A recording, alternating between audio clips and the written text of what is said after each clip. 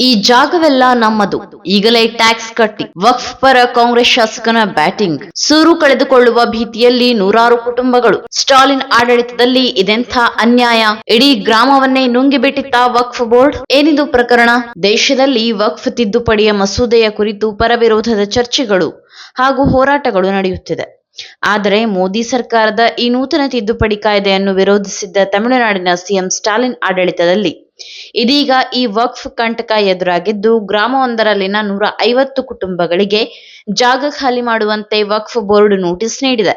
ಇದರಿಂದ ಆ ಜನರು ಆತಂಕದಲ್ಲಿದ್ದಾರೆ. ಇನ್ನು ತಮಿಳುನಾಡಿನ ವೆಲ್ಲೂರು ಜಿಲ್ಲೆಯ ಕಟ್ಟುಕೊಳ್ಳೆ ಗ್ರಾಮದ 150 ಕುಟುಂಬಗಳಿಗೆ ಅಲ್ಲಿನ ವಕ್ಫ್ ಬೋರ್ಡ್ ಇತ್ತೀಚೆಗೆ ನೋಟಿಸ್ ನೀಡಿದೆ.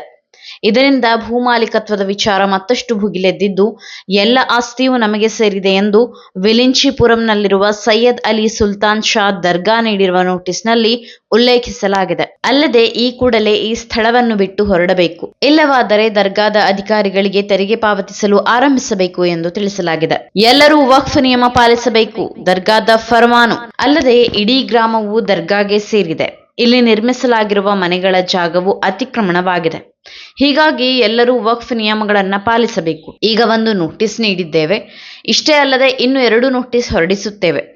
ಆಗಲೂ ನೀವು ಸುಮ್ಮನಾದರೆ ಹೈಕೋರ್ಟ್ ಮೆಟ್ಟಿಲಿರುವುದಾಗಿ ನೋಟಿಸ್ನಲ್ಲಿ ಎಚ್ಚರಿಸಲಾಗಿದೆ.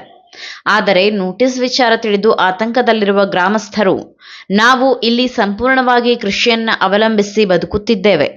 4 ತಲೆಮಾರುಗಳಿಂದ ಈ ಭೂಮಿಯಲ್ಲಿಯೇ ವಾಸಿಸುತ್ತಿದ್ದೇವೆ. ಅಲ್ಲದೆ ನಾವು ಕೂಡ ತೆರಿಗೆ ಪಾವತಿ ಮಾಡುತ್ತೇವೆ. ಹೀಗಿರುವಾಗ ಏಕಾಏಕಿ ಈಗ ಜಾಗ ನಮ್ಮದು ಎಂದು ವಕ್ಫ್ ನೋಟಿಸ್ ಬಂದಿದೆ ಎಂದು ತಮ್ಮ ಅಳಿಲು ತೋಡಿಕೊಂಡಿದ್ದಾರೆ.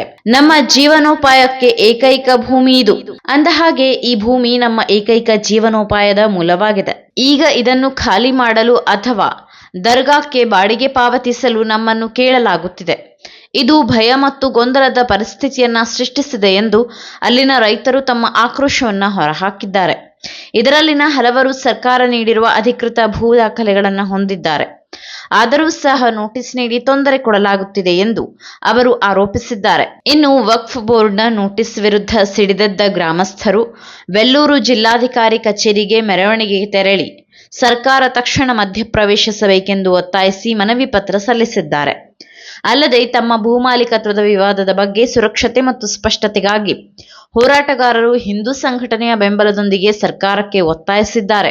ಅಲ್ಲದೆ ಗ್ರಾಮಸ್ಥರು ಅಗತ್ಯ ದಾಖಲೆಗಳನ್ನು ಹೊಂದಿದ್ದರೂ ಪಂಚಾಯತ್ ತೆರಿಗೆಗಳನ್ನು ಪಾವತಿಸುತ್ತಿದ್ದರೂ ಕೂಡ ಈ ರೀತಿ ನೋಟಿಸ್ ನೀಡಿರುವುದು ಗ್ರಾಮಸ್ಥರಲ್ಲಿ ಆತಂಕ ಮೂಡಿಸಿದೆ. ಈ ಬೆಳವಣಿಗೆಯಿಂದ ಮನೆ ಕಳೆದುಕೊಳ್ಳುವ ಆತಂಕದಲ್ಲಿ ಗ್ರಾಮದ ಕುಟುಂಬಗಳಿದ್ದು, ಈ ಹಿನ್ನೆಲೆಯಲ್ಲಿ ಅಧಿಕೃತ ಹಕ್ಕುಪತ್ರ ನೀಡುವಂತೆ ಜಿಲ್ಲಾಧಿಕಾರಿಗಳಿಗೆ ಒತ್ತಾಯಿಸಿದ್ದಾರೆ. ಒಮ್ಮೆ ವಕ್ಫ್ ಆಸ್ತಿಯಾದ್ರೆ ಅದು ಯಾವಾಗಲೂ ಹಾಗೇ ಇರುತ್ತೆ. ಇನ್ನು ಇದೇ ವಿಚಾರಕ್ಕೆ ಪ್ರತಿಕ್ರಿಯಿಸಿರುವ ತಮಿಳುನಾಡಿನ ಕಾಂಗ್ರೆಸ್ ಶಾಸಕ ಹಸನ್ ಮೌಲಾನಾ, ಈ ಗ್ರಾಮದಲ್ಲಿನ ಯಾರೊಬ್ಬರನ್ನು ನಾವು ತೆರವುಗೊಳಿಸೋದಿಲ್ಲ. ಆದರೆ ವಕ್ಫ್ ಬೋರ್ಡ್ ಈ ಭೂಮಿಗೆ ಸಂಬಂಧಿಸಿರುವ ಅಗತ್ಯ ದಾಖಲೆಗಳನ್ನು ನೀಡಿ ಇದು ವಕ್ಫ್ ಆಸ್ತಿಯಾಗಿದೆ ಎಂದು ಸಾಬೀತುಪಡಿಸಿದ ಬಳಿಕ ಗ್ರಾಮಸ್ಥರು ವಕ್ಫ್ ಬೋರ್ಡ್ಗೆ ತೆರಿಗೆ ಪಾವತಿಸಬೇಕಾಗುತ್ತದೆ. ಅಲ್ಲದೆ ಒಮ್ಮೆ ಅದು ವಕ್ಫ್ ಆಸ್ತಿ ಆದರೆ ಅದು ಯಾವತ್ತೂ ಹಾಗೆಯೇ ಉಳಿಯುತ್ತದೆ ಎಂದು ಹೇಳುವ ಮೂಲಕ ಜನರನ್ನ ಮತ್ತಷ್ಟು ಚಿಂತೆಗೆ ದೂಡಿದ್ದಾರೆ. ಸರ್ಕಾರ ಮಧ್ಯಪ್ರವೇಶಿಸಿತ್ತು.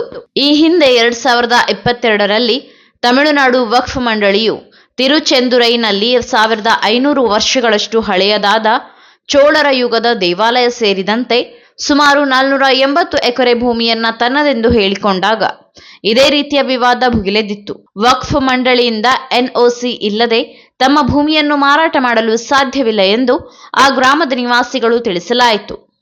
ಆದರೆ ರಾಜ್ಯ ಸರ್ಕಾರದ ಮಧ್ಯಪ್ರವೇಶದ ನಂತರ ಈ ವಿಷಯ ಇತ್ಯರ್ಥವಾಗಿತ್ತು. ಈ ಮಾಹಿತಿ ನಿಮ್ಗೆ ಇಷ್ಟವಾಗಿದ್ದಲ್ಲಿ ಈ ಬಗ್ಗೆ ಕಮೆಂಟ್ ಮಾಡಿ, ವಿಡಿಯೋನ ಲೈಕ್ ಮಾಡಿ, ಶೇರ್ ಮಾಡಿ, ನಮ್ಮ ಚಾನಲ್ನ ಸಬ್ಸ್ಕ್ರೈಬ್ ಮಾಡದಿದ್ದಲ್ಲಿ ಬೇಗ ಸಬ್ಸ್ಕ್ರೈಬ್ ಮಾಡಿ. ಧನ್ಯವಾದ. 84ರಿಂದ 50 kg ಬಂದೆ, ಆಮೇಲೂ ಸಣ್ಣಗೆ ಫಿಟ್ ಆಗಿದ್ದೀನಿ. ಅದಕ್ಕೆ ನಾನು ಯೂಸ್ ಮಾಡ್ತಾ ಇರೋದು ಜೀನಿ ಸ್ಲಿಮ್. ಸಣ್ಣ ಆಗೋಕ್ಕೆ ಜೀನಿ ಸ್ಲಿಮ್ ಯೂಸ್ ಮಾಡಿದೆ, ಹೆಲ್ದಿನೂ ಅದೇ. ನೀವು ಸಣ್ಣ ಆಗಬೇಕಾ, ಹೆಲ್ದಿ ಆಗಬೇಕಾ? ಹಾಗಿದ್ರೆ ಜೀನಿ ಸ್ಲಿಮ್ ಯೂಸ್ ಮಾಡಿ. ಸಣ್ಣ ಆಗೋದಕ್ಕೆ ಯಾವುದೋ ಪ್ರಾಡಕ್ಟ್ ಹೇಳ್ತಾ ಇದ್ದಾಳೆ, ಏನಾದರೂ ಸೈಡ್ ಎಫೆಕ್ಟ್ಸ್ ಇದೆ ಅಂತ ಯೋಚನೆ ಮಾಡ್ತಾ ಇದ್ದೀರಾ? ಖಂಡಿತ ಇಲ್ಲ, ಯಾಕಂದರೆ ಇದು ಕೆಮಿಕಲ್ ಫ್ರೀ. ಸಣ್ಣ ಆಗಬೇಕು ಅಂದರೆ ಜೀನಿ ಸ್ಲಿಮ್ ಯೂಸ್ ಮಾಡಿ. ಹೆಚ್ಚಿನ ಮಾಹಿತಿಗೆ ಕೆಳಗೆ ಡಿಸ್ಪ್ಲೇ ಆಗ್ತಿರೋ ನಂಬರ್ಗೆ ಕಾಲ್ ಮಾಡಿ.